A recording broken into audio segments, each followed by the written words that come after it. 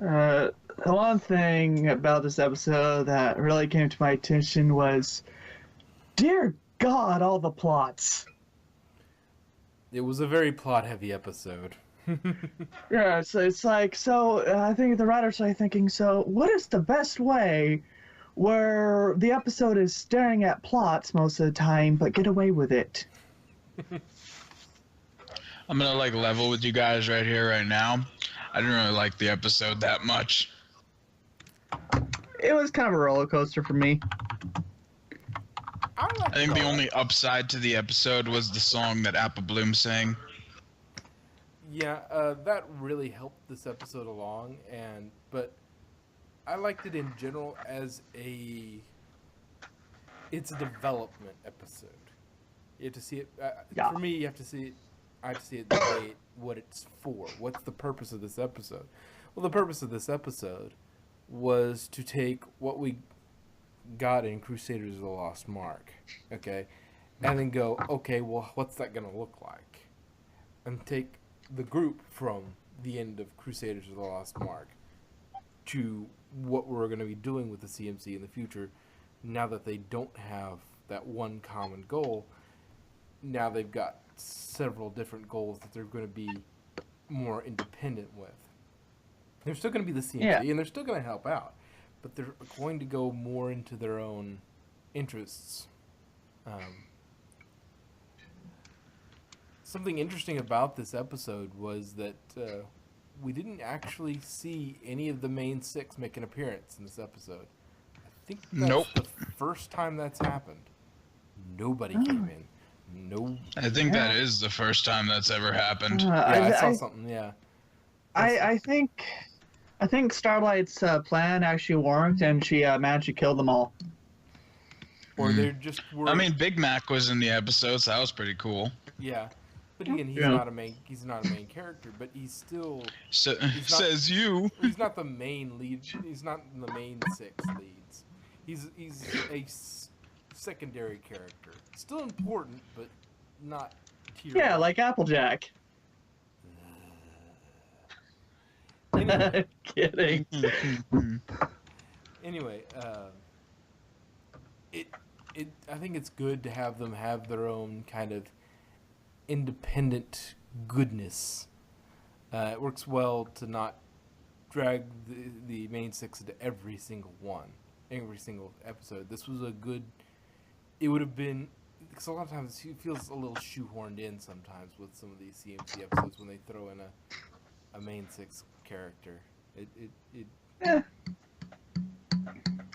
Oh, and speaking of background characters, it's nice to see that Screw Loose finally got the therapy she needed. I know, right? That was the only thing I was thinking about when I saw him. And just in case for viewers that don't know who Screw Loose is, she was the barking pony in Read It and Weep.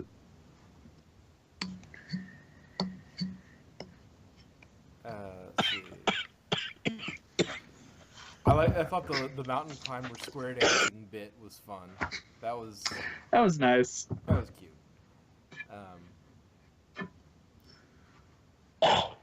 The montage at the beginning where we see them looking around for people to help, for opponents.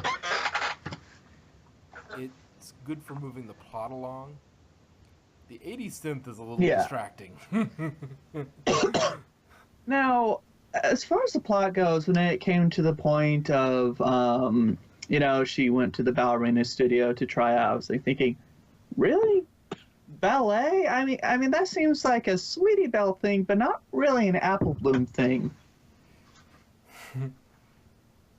She was speaking fancy. It really did seem more like a Sweetie Belle thing. Well, it's the first time she's really had, kind of other than the potions business, like something that's hers. That's not glued to the CMC in some way. The potions were her thing. Those are her thing, making potions for that, and making, and now dancing is also something. I mean, she's not good at it right now, but it's a hobby. It's something extra she does, and it's, like Sweetie Belle has her singing and crochet.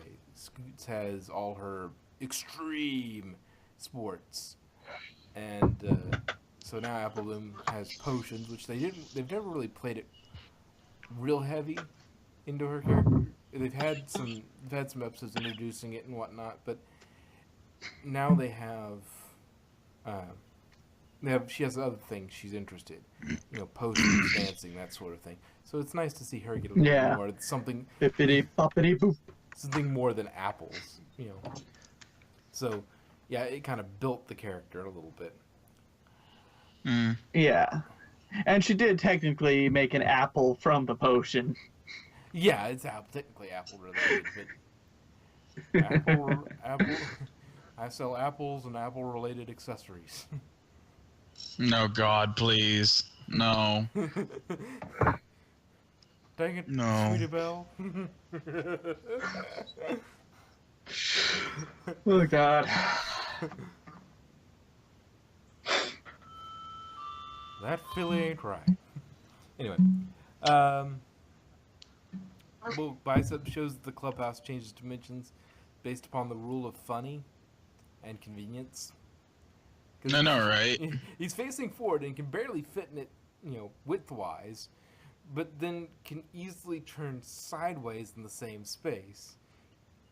Meaning And that it makes he's wider than he is long, and he's not. So he's just like... The clubhouse has always been a little hazy on exactly how big it is. It's kind of as big as the plot demands.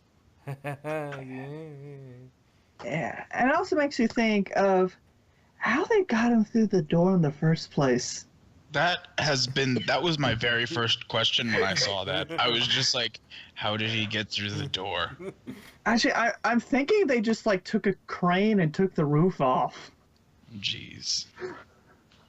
Might as well have just left him outside. Jesus. They could have talked outside. They didn't have to be inside the clubhouse. Yeah, it was a tangent that was kind of fun, but it was not really. It could have been anybody, but that was Bulk Biceps was funny. Could fill that role. But, yeah. Don't get me wrong, I did enjoy seeing Bulk Biceps in the episode. Yeah, he's always a hoot, just and all that good stuff.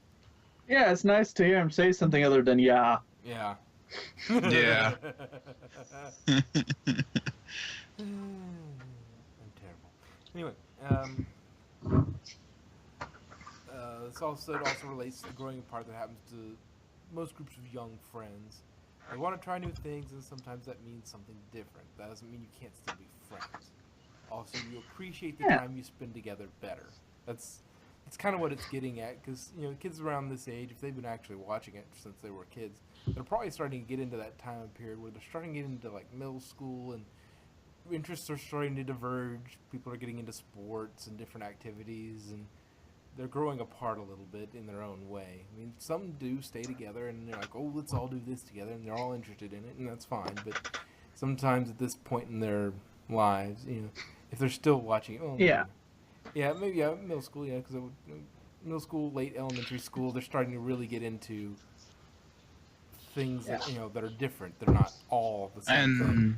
Yeah, and that's completely fine too, because the more things you open yourself up to, the more opportunities you have to meet new people. Well, in this case, new ponies. Yeah, and then new groups form, and maybe you don't hang out as much with those people anymore. Maybe those friendships fade, but they're replaced by other people that you now share more in common with.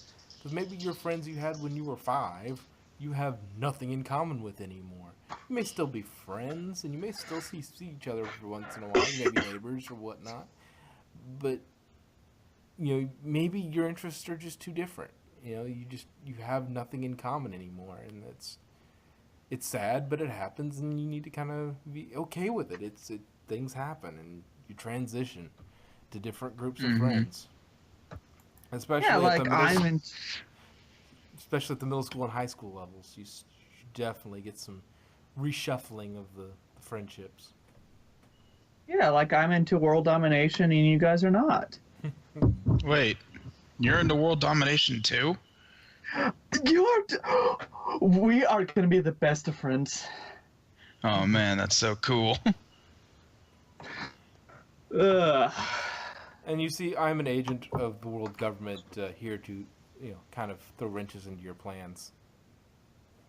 Yeah, of course. Well, I mean, every world conqueror needs somebody to throw a wrench in the works. I mean, it's just simple logic and rules. Yes. Yes, that was... I mean, you have, Pinky in the Brain. Brain might have succeeded had, Pinky actually, not gotten in his way all the time. Pinky was secretly a genius and was just thwarting his plans kind of haphazardly so that he didn't... Oh, well, I mean, there's Pinky, but you also cannot forget about Larry. And Larry. Yes, and Larry. Okay, anyway.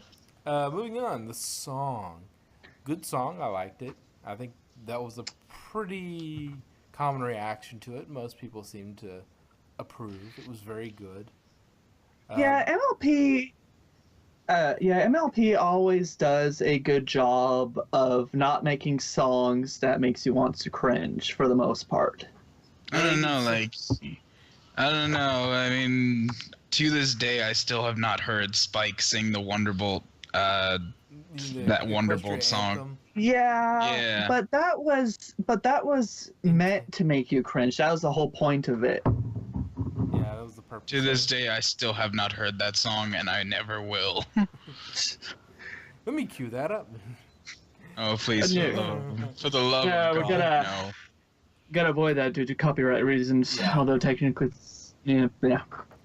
Anyway, yeah. It's nice to see Apple Bloom get a solo song as well. The transitions were the transitions were done very well. And especially in the first part, because you see she bounces up on the raft and then she lands in the grapes. And so betwixt all that, every time they kind of changed scenes, they did something a little different to kind of do the transition through. Yeah, I thought that was nice. Yeah. Okay. Tree Hugger is a model for the art class. Oh my God. That was surprising. Awesome. Now you have to wonder, was she a nude posed model or just a model in general? She was not, technically, because she was wearing her bandana.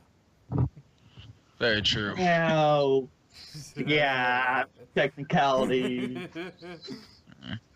So if you wear one small piece of clothing, you're technically not nude. Awesome, my OC's not nude. He wears a bandana around his neck.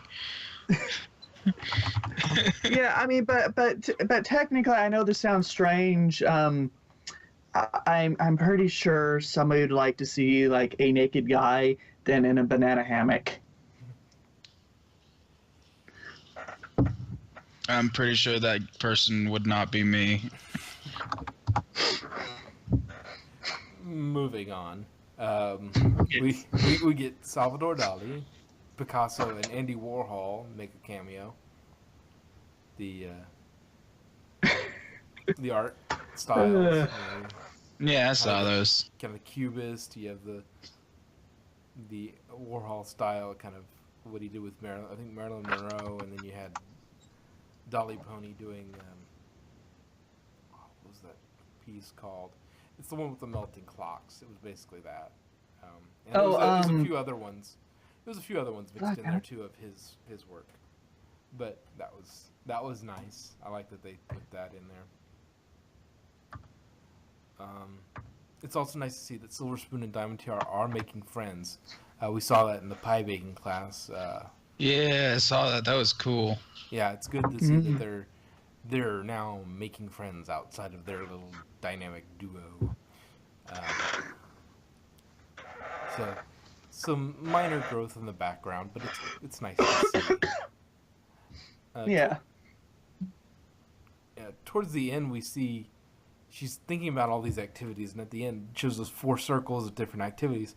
Fishing's in one of them. Now, see, this is one thing that I kind of want to talk a little bit about, because very little, but Verity's dad does it. Why do ponies fish? They're It's a good question. I mean, they like. I mean, they like. Fluttershy is like an animal lover, and fish are technically animals. So wouldn't Fluttershy like oppose the idea of fishing? Yeah, but you also have to realize that Fluttershy takes care of animals, so she also knows that bears and some of the other animals eat fish, and among other type of meat. Well, we've never seen the other animals eat meat. Like, they just eat berries and nuts. True, but yeah, why do they fish? Yeah, and Pinky goes, and our diet, if I should mention, is strictly vegetarian. We all eat hay and oats, so why be at each other's throats? So it's strictly vegetarian, not vegan, but vegetarian. So. Well, maybe they just like fish for the joy of it. Catch and release type of thing. The places where they actually do that, like you buy a fishing pole with like a blunt hook that's not sharp at all, and you just catch the fish and then release it. Yeah, but it seems like let's see, the fishing thing, that has roots in human culture because people eat fish. There was a reason to make that tool in the first place. There's, because it used to be, before then, 100 years ago, that hook would have been actually used to catch fish to eat. Why would they ever eat it? Why would they ever? Well, we could always go back to the philosophy that humans actually did exist in Equestria at one point. No. Somebody made a petition that he's trying to get signed to put a human male in Equestria. I'm like, no. No. Yeah, no. Why?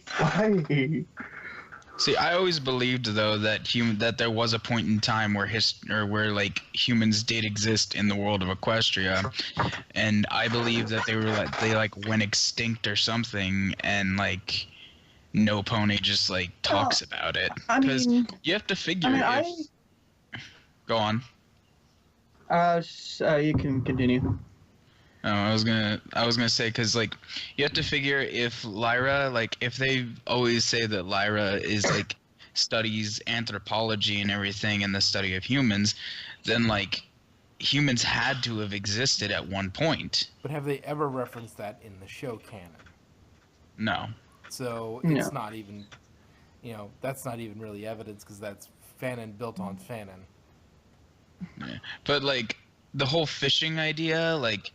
Maybe humans did exist in Equestria and they like ate fish and like I don't know, maybe when they went extinct, like ponies found the fishing rod and just like used it for like I don't know, like they dulled the hooks and just used them to like playfully catch fish. Yeah.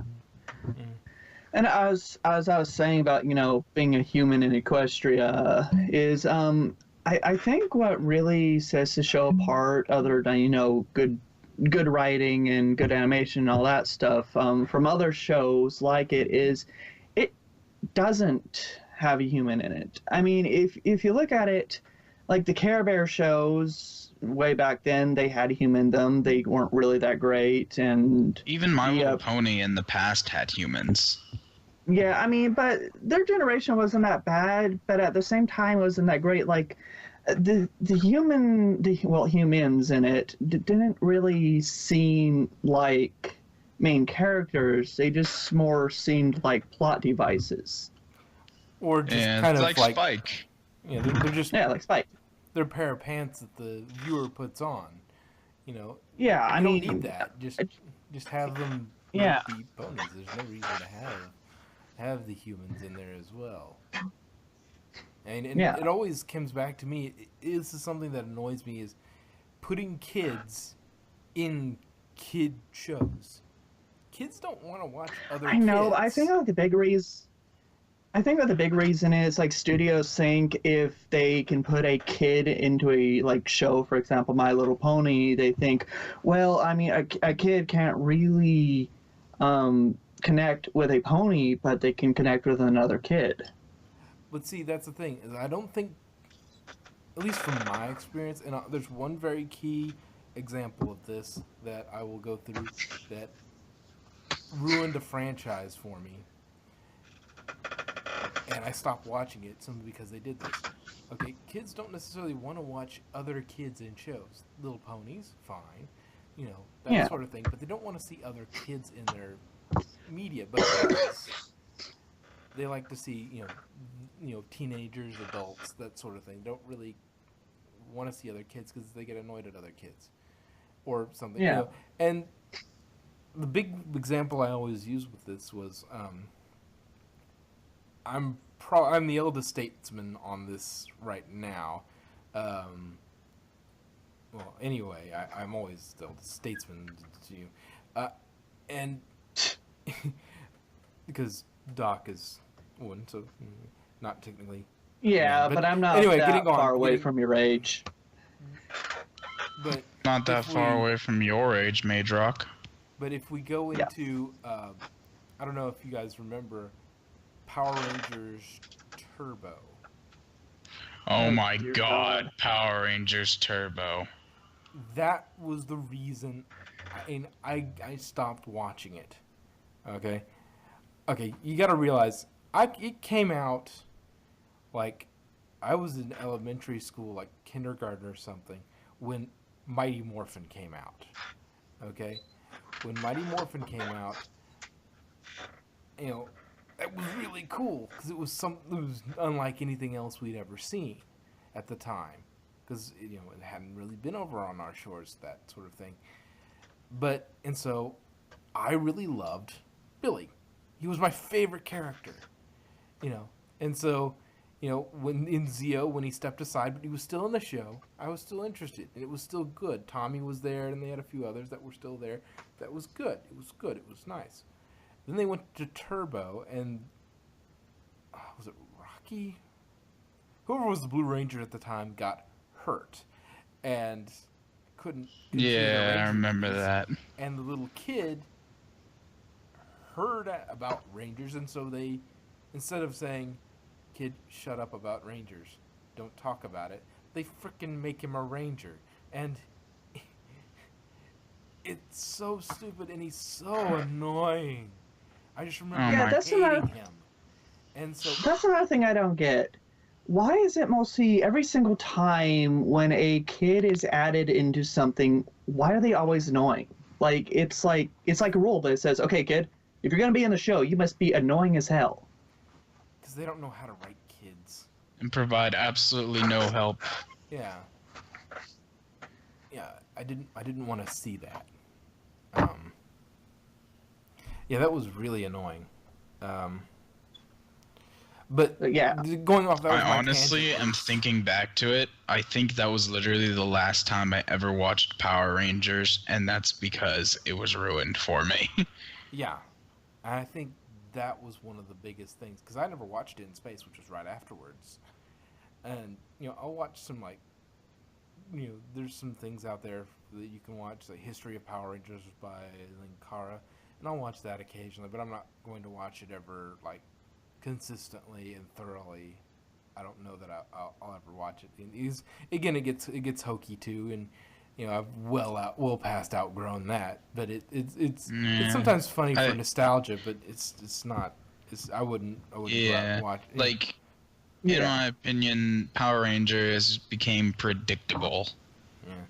Well, anyway, we're getting a bit off on a tangent here, Power Rangers, but Yeah, let's yeah. get back. Basically, the thought was putting human kids in shows is a bad idea, generally, Yeah. because they're not as good at actors and they don't write them well, and they generally just become annoying. Anyway, Unless it's that kid that voices Catbug. okay.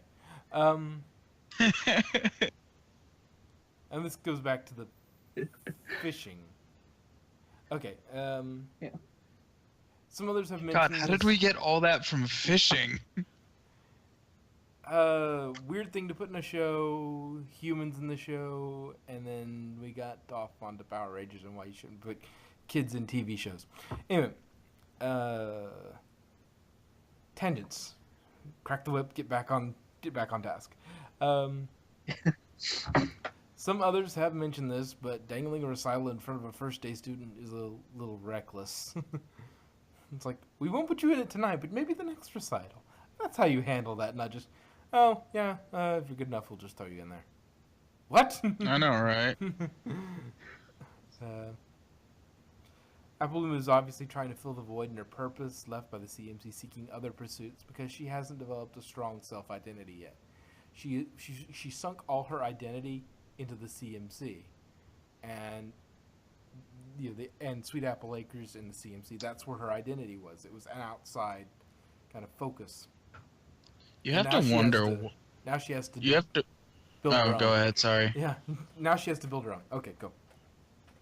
You have to wonder, like, what Apple Bloom did before she became obsessed with her cutie mark, like with the fact that she didn't have a cutie mark. Like, we didn't really get to know her before then. Like, all of a sudden, she's just in an episode, and she gets teased for being a blank flake, and then she automatically, like, needs a cutie mark. But what did she think about before then? Like, what did she do? Well, I was gonna say she was friends with Twist. I think. Not really. Didn't you never see Twist again because she went off to better places? What the hell She is was Twist? in the episode.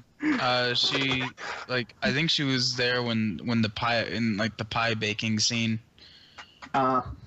She was in the background. I saw her with some pony else. And for the viewer that I know is gonna like this, Twist is best pony. Do we actually have a Twist fan in our little cadre of subscribers? Yes. All right. Yes, we do. Tinder Tap seems like a nice cult, checking up on her, making sure she's okay and whatnot.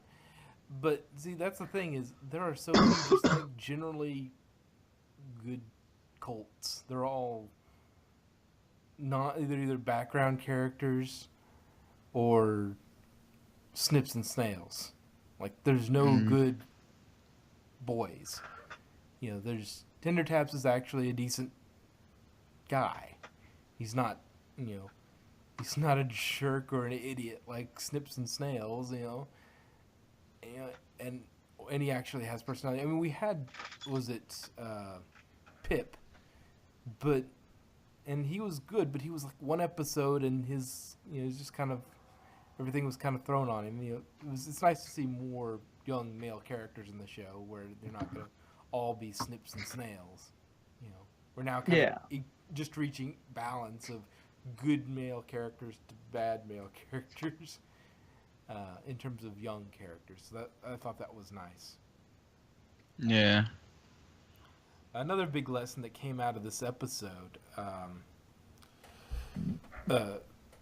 showing you don't have to immediately be good at something new to enjoy it with Sweetie Belle's crochet. She's not good at it at first, but she still enjoyed it. You don't have to be good at something to enjoy it. And eventually, see me here. I'm not good at this, but I enjoy it. Yeah.